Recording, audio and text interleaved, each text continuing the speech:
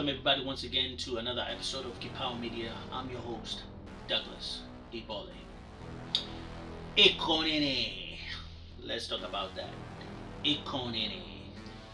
First of all, I'd like to give my shout out and congratulations to Mofrika from IKO NINI podcast. We love your show. We like what you're doing.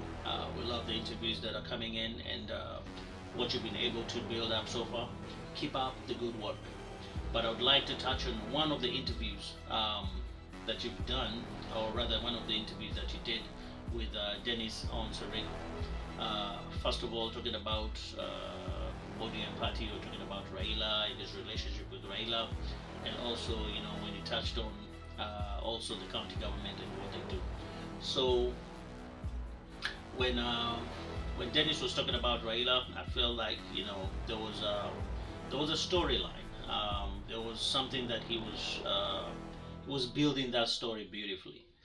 We kind of like felt the human aspect to it. We kind of like felt like we were experiencing what he was talking about, and his view of the other side of Raila that majority of the people don't know, and being able to showcase some of the qualities of Raila, because I've been myself in a room with Raila Odinga, and I've been able to see some of those qualities, not all of them, but some of those qualities. So I am glad, I am honored that I actually was in a room and actually had engaged with the Honorable Retired Raila Odinga, and it's an honor at least to have met him, because he's an enigma in Kenyan politics.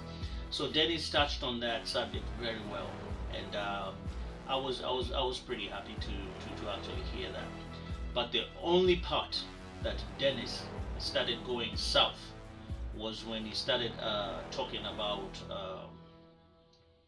being in the county government of Nyamira and not being able to work with the governor, and from then on everything started going downhill, because he talked about not being able to work with the governor, and it's the back and forth, the lack of respect. And I believe that Dennis needs to understand that if you plan to be in politics, politics is a totally different game from the corporate media.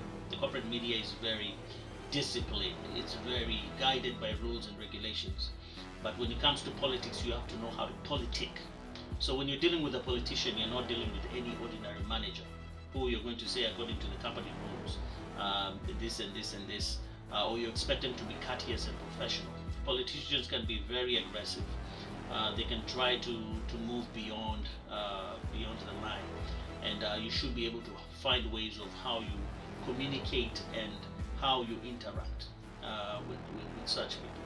So I felt that probably his relationship with the governor was bad, and probably it wasn't healthy for him to be there. But I didn't see an effort that was made, like trying to reconcile or trying to work and build that relationship. So I don't know if he was doing the right thing.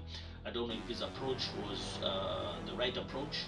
And also I tend to feel like Dennis is, from his presentation, and I don't mean to knock him down, I feel like he moved his tie like 100 times trying to straighten it, and all that. So I felt there's some bouginess that is oozing out of Dennis Onsarigo, and this bouginess and this elite sort of behavior maybe could have been part of the reason why he was not getting along with the governor in Nyamira. Maybe he was approaching things in a very bougie, casual way, and everything has to be sort of like and probably people back there from the ground, they expect it to just be normal, and do normal things, and go places and do certain things that you might deem, especially coming from a corporate environment, from KTN, you might deem that this is not what I really want to do. I don't want to go into the villages. I don't want to do this. I don't want to get involved with these people. I cannot reason with these people from Shags. Maybe that could have been part of the reason why he was not getting along with the governor, or probably he doesn't know how to politic, because politicians, you have to deal with them in a different way, you have to move in a different way, have to show them value. Any politician we deal with, whether in Kenya or anywhere in the world, you have to show them, why are you here? What is the purpose of you being here? Really?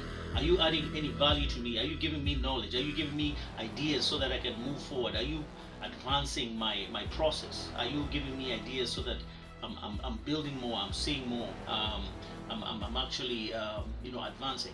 Any politician that does not see that in you, or you're not with his agenda to try and move forward, they will kick you out. So I don't know about that situation. That's a topic for another day.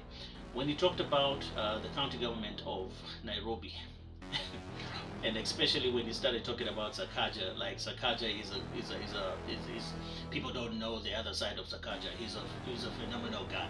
He's this, he's that. When he says something, the Sakaja I know he's going to deliver. The Sakaja I know he's going to come through, and he promised these guys 35,000 for the painting and 2 million. I'm sure something must have happened if he's forgotten. But when I come from here, I'm gonna go and talk to him, and Sakaja, knowing Sakaja, he's gonna follow through. When Dennis starts going down that hill, that's when he lost a lot of people. A lot of people just knew what it was. We're not fools. You can't fool us. We see it. We can see it right there. Right there.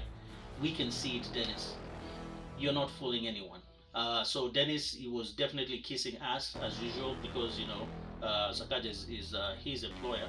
So he was kissing ass as much as he could. And when it comes to explaining how the county has not delivered, he was not even talking about the shortcomings that they have and what they actually need to actually improve on. Because as someone who is in charge of communication at the county level, you're supposed to actually communicate some of the challenges, because challenges will always be there. There's no government that doesn't have challenges. All governments have challenges. You have to communicate these challenges very well, and also communicate what you have done and what you're doing very well, so that we know what you've accomplished and what are the challenges and how you're approaching it. But I felt like there was a lot of ass kissing when it came to explaining how things are working and what they've been able to do.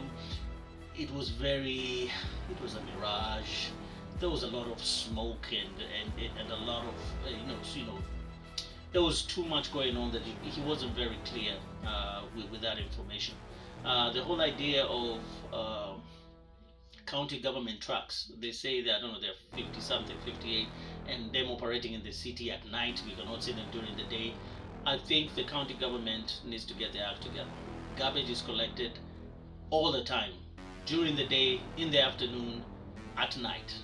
There is no specific time for collecting garbage. Garbage is collected all the time.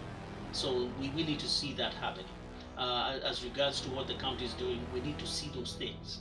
I don't know what kind of communication is happening there, because Nairobians are not getting information. That's why they're frustrated. And for Dennis to come there and sit like a bougie CEO, crossing his legs and adjusting his tie almost 100 times and not even answering the questions that are important for Nairobians when it comes to the failure of government Sakaja, that shows a lot of ass kissing, and it shows a lot of disingenuity.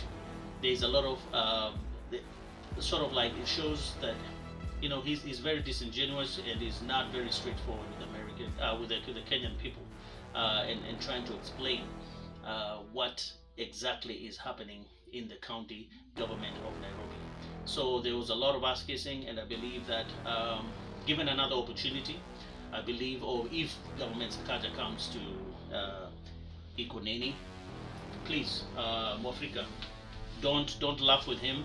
Be very serious and ask him some very serious questions, and please have research. Have your research ready. Have all the papers and all the questions and all the corruption scandals ready, and ask him. We want to see this live, so that he can actually answer these questions to us live, and we can see his body reactions, how he behaves, how he answers these questions, and we can be able to know if this is actually the governor that Nairobi needs after 2027. Because right now he's not what we need.